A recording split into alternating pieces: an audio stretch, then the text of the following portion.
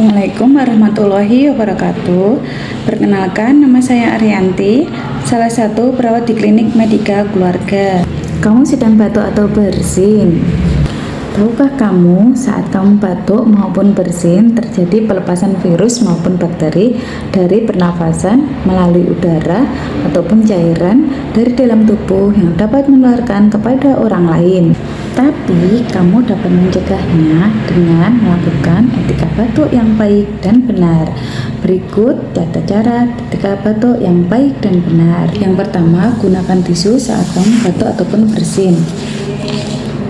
Yang kedua, di sekitarmu tidak ada tisu, kamu bisa menggunakan lengan bagian dalam seperti ini. Yang ketiga, gunakan masker ketika kamu batuk maupun bersin. Kemudian, segeralah cuci tangan dengan air mengalir dan menggunakan sabun atau menggunakan cairan antiseptik. Jangan membuang ludah atau dahak di sembarang tempat. Dengan menerapkan etika batuk yang baik dan benar, kamu sudah membantu mengendalikan infeksi penularan kepada orang lain.